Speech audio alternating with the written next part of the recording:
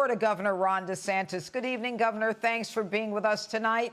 One of the things that we see whenever there is a new administration is we see a change in policy. We had President Trump, now we have President Biden. Isn't this more than a change in policy? Well, it obviously is a disastrous change in policy, Judge. If you look, Donald Trump had obviously the wall, which we all supported, but also safe third-party agreements, as well as remain in Mexico. And guess what happened? The border was under control. So they've gone back on those policies, and they've created this crisis. But I think that this is intentional. I think this is ideological. I think that they're getting bit by this politically now, but I think that this was something that they absolutely anticipated. So it's a disastrous way to start an administration. I think most of the American people are going to be strongly opposed to this, and hopefully they'll reverse course. You know, in Florida, though, we're ready. When I became governor, we banned sanctuary cities, and we also did E-Verify. And so that's not going to work in Florida, and hopefully we can do those policies nationwide at some point. But there, Biden is going in the absolute wrong direction. Trump had it right at the border. Biden's got it wrong. Well, you know, when you talk about Florida and New York, I mean, obviously what's happened in New York has been a disaster with the mandating of COVID-infected patients into nursing homes. And now the point with 7 people accusing the governor of sexual harassment and even assault. But it seems that you got everything right in Florida. New York is still a mess, and you got it right. How did you do it?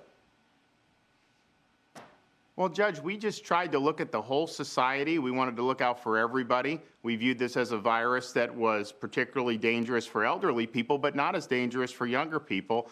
So we did the opposite on nursing homes. We banned hospitals from sending infected patients into nursing homes. We also did things like prioritize our seniors for vaccinations. But we had kids in school. It's very important that they have the opportunity to go to school in person. We also save the economy from collapse. So our unemployment rate right now is 4.9%. So we did all those things, even with one of the most elderly populations in the country, and our per capita COVID mortality is less than the national average and far less than lockdown states like New York, New Jersey, and Illinois.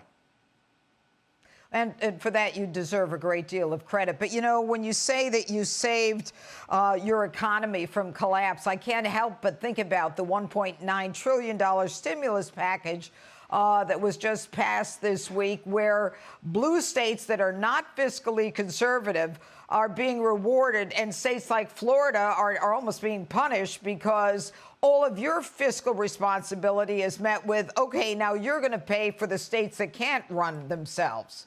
Correct?